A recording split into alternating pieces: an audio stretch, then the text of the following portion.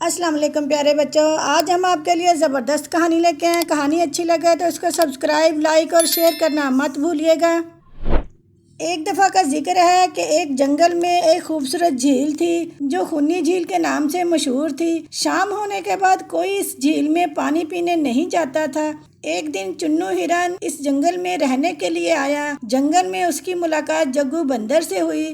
جگو بندر نے چنو ہرن کو جنگل کے بارے میں سب بتایا، لیکن اس جھیل کے بارے میں بتانا بھول گیا۔ جگو بندر نے دوسرے دن جنگل کے تمام جانوروں سے چنو ہرن کا تعارف کروایا۔ جنگل میں چنو ہرن کا سب سے اچھا دوست چیکو خرگوش بن گیا۔ جب چنو ہرن کو پیاس لگتی تھی تو وہ اس جھیل میں سے پانی پیتا تھا اور شام کو بھی پانی پیتا۔ ایک شام جب وہ اس جھیل میں پانی پینے کے لیے گیا تو جیسے ہی وہ پانی میں منہ ڈالنے ہی والا تھا کہ اس کی نظر ایک مگرمچھ پر پڑی جو بہت تیزی سے اس کی طرف چلتا آ رہا تھا۔ یہ دیکھ کر وہ جلدی جلدی جنگل کی طرف دوڑا۔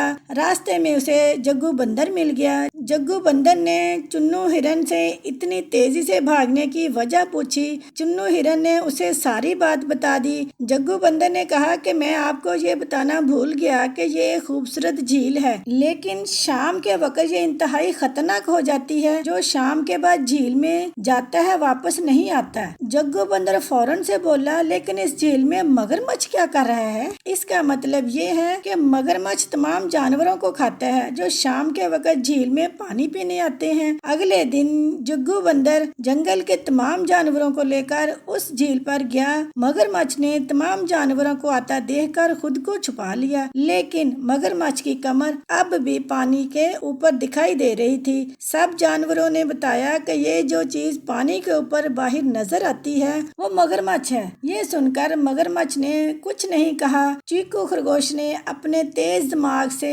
سوچا اور کہا کہ یہ تو کوئی پتھر ہے، لیکن ہم اسے تبھی قبول کریں گے جب یہ خود بتائے گا۔ یہ سن کر مگرمچھ نے کہا کہ میں ایک پتھر ہوں۔ تمام جانوروں کو معلوم ہوا کہ یہ مگرمچھ ہے۔ چیکو خرگوش نے مگرمچھ کو بتایا کہ تمہیں یہ تک نہیں معلوم کہ پتھر نہیں بولتے۔ اس کے بعد تمام جانوروں نے مل کر مگرمچھ کو اس جھیل سے نکالا اور خوشی خوشی زندگی گزارنا شروع کر دی۔ پیارے بچوں، اس کا مطلب یہ ہے کہ اگر ہم کسی بھی مشکل کا مل کر سامنا کریں تو اس سے نجات حاصل کر سکتے ہیں۔